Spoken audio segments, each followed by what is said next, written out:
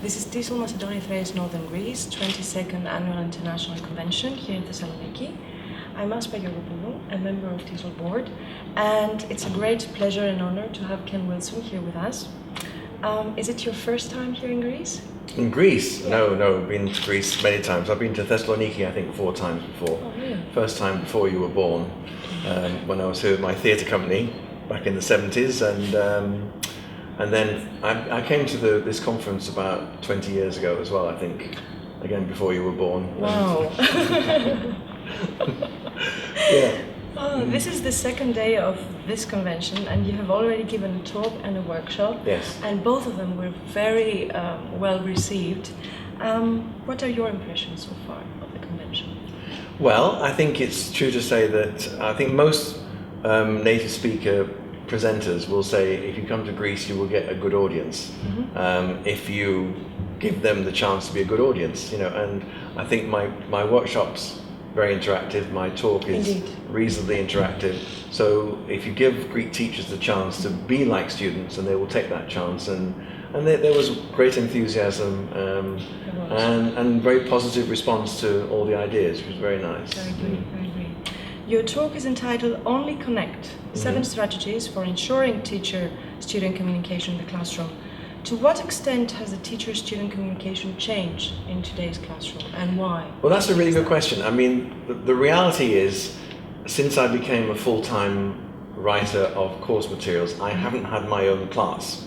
But I do a lot of demonstration classes, and I also watch other people teaching, and when people have allowed me into the classroom, I then say, can I take your class for a while? And there's no question that even in a normal class with a teacher and desks and chairs, teenagers particularly today are really different kind of people, but it's in a very positive way. I mean, the fact is, 20 years ago, if you said, does anybody here know anything about Siberia? Right, the chances are nobody would know about Siberia, and there was nothing you could do about it. Now you say, you know about Siberia? Okay, just spend 5 minutes, go online and find out this information. This fact that you can connect so quickly with information completely changes the nature of every classroom in any subject, I think. And the fact is, you have to do that. You can't go in and say, I'm going to tell you today about Siberia. Here's some information from a book. This book was written 5 years ago. There's really a lot of information now that's new. The fact is, a book is a very static thing. The internet is a very mobile thing, a combination of information from a book and shall we try and update this? And that aspect of teaching completely transforms the student-teacher relationship. The teacher can no longer pretend to be the fountain of all knowledge, or the teacher and the book combined. And that's great. That should never be the case. That should not be the case anyway. And I think it's important to try and recognize the value of the pupils, the students' own technology, their own mobiles, their own tablets, and their connection to the information that's available on the information highway, and see that as part of learning in any class, in any subject.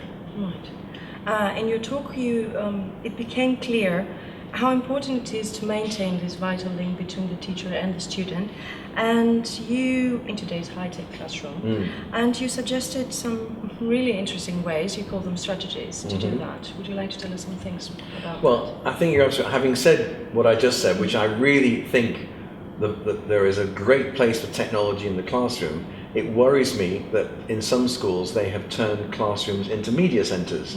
And I showed a picture of a school, because I mean we've all seen a media room when there's a computer at every table. There are schools in many different countries now that introduce a computer at every desk in every classroom.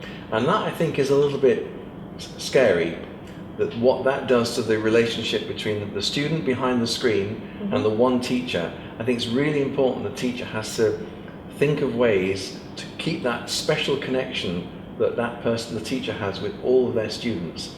Because on the one hand, the teacher might think, this is really easy. I give them a task, they do it, I go around and check what they're doing. And I think that could be lazy teaching as well. There is no face-to-face communication anymore, so face-to-screen, as you call it. Yeah, but the fact is there's some amazing information out there, but it's just keeping this balance of the teacher as a personality in their lives, When you walk into a classroom, you have a different relationship with every teacher, and different people in the class like different teachers for different reasons. You know, not every teacher likes not every student likes my style of teaching. They go, okay, shall we stop the jokes and open the book now? There are students who feel that way, and you've got to accept that there are people in your class who will see teaching in a different way. And that's again what you said, your seventh strategy was make yourself memorable, I think. Yes, yes. This is very important.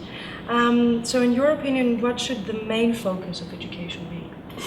Ooh, that's a bit of a large question, isn't it? I don't think you can say that every classroom has the same focus.